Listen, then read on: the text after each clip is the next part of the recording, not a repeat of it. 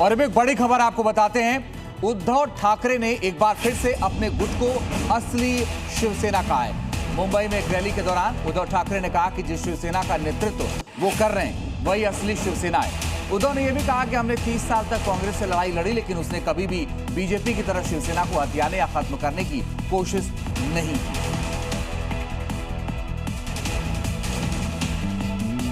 तो बीजेपी को उद्धव ठाकरे का जवाब, और अब कहा कि मेरी शिवसेना ही असली पार्टी है, यानी शिवसेना का दावेदार। उन्होंने कहा कि मैं ही हूं, और कांग्रेस के लिए उन्होंने कहा कि एक लंबी लड़ाई कांग्रेस के खिलाफ लड़ी, लेकिन कभी कांग्रेस ने पार्टी तोड़ने की कोशिश नहीं की। उनका इशारा बीजेपी की तरफ था। हालांकि गृहमंत्री अमित शाह ने एकनाथ शिंदे की शिवसेना को असली शिवसेना कहा था, जिसका जवाब शायद उद्धव ठाकरे ने दिया। इसे जवाब के तौर पर देखा जा रहा है, और उन्होंने कांग्रेस की एक तरीके से तारीफ की, कहा कि कांग्रेस ने कभी पार्टी तोड़ने की कोशिश नहीं। अब बात शिवसेना उद्धव गुट में बगावत की। पिछले कई दिनों से उद्धव गुट के 6 सांसदों के अलग होने की अटकलें लग रही हैं, लेकिन अभी तक इन सांसदों ने साथ आकर अलग होने का ऐलान नहीं किया है। आज बागी कहे जा रहे 2 सांसदों ने इशारों में उद्धव ठाकरे के साथ अपनी वफादारी दिखाई। दूसरी तरफ बागी गुट के एक सांसद ने खुलकर कह दिया कि वो शिंदे सेना में शामिल होने वाले हैं।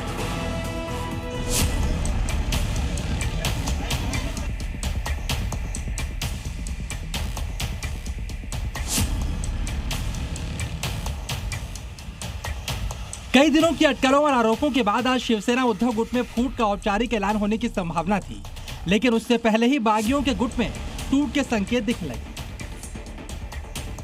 सूत्रों के मुताबिक 6 बागी सांसदों में से एक उस्मानाबाद के सांसद ओमराजे निम्बालकर ने आज पार्टी प्रमुख उद्धव ठाकरे से फोन पर बातचीत की। उन्होंने उद्धव को भरोसा दिलाया कि वो पार्टी के साथ हैं। उन्होंने अलग होने का कोई फैसला नहीं लिया। ओमराजे ने उद्धव से यह भी कहा कि वो आज उनकी वजह से ही सांसद है। ऑपरेशन टाइगर पर सस्पेंस बढ़ाते हुए ओमराज निम्बालकर ने कहा कि वो कार्यकर्ताओं के साथ बातचीत के बाद अपना रुख साफ करेंगे। इसमें 2 दिन का वक्त लगेगा। खबर ये भी है कि अपने पिता के मर्डर केस में सभी आरोपियों को बरी किए जाने से वो बेहद नाराज हैं।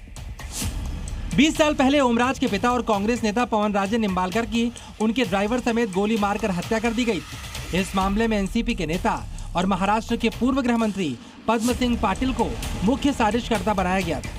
पद्म सिंह पाटिल महाराष्ट्र की डिप्टी सीएम सुनेत्रा पवार के बड़े भाई हैं। लेकिन सीबीआई कोर्ट ने कल सुनाए गए अपने फैसलों में सबूतों की कमी का हवाला देते हुए पद्म सिंह पाटिल समेत सभी आरोपियों को बरी कर दिया। अदालत के फैसले के बाद पिछले कई दिनों से मीडिया के सामने नहीं आने वाले ओमराजे निम्बालकर ने आज अपना दुख सामने रखा। आज मैं धाराशिव जा रहा हूँ अपने कार्यकर्ताओं से चर्चा करने के लिए। उसके बाद मैं अपना निर्णय स्पष्ट करूंगा। दुख इस बात का है कि कोर्ट यह मानता है कि हत्या करने का उद्देश्य था। कोर्ट ये भी मानता है कि इसके पीछे राजनीतिक वैमनस्य से काम कर रहा था, लेकिन हत्या किसने की, कोर्ट ने किसी को जिम्मेदार नहीं ठहराया। कोर्ट के इस फैसले के खिलाफ हमने हाईकोर्ट जाने का फैसला किया।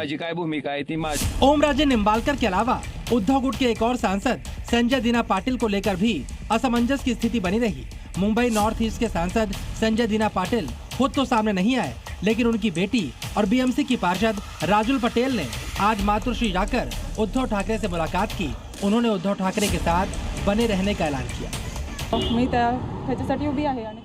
मैं उद्धव जी के पास अपना पक्ष रखने आई थी और मैंने उनसे कहा कि मैं शिवसेना के साथ हूँ।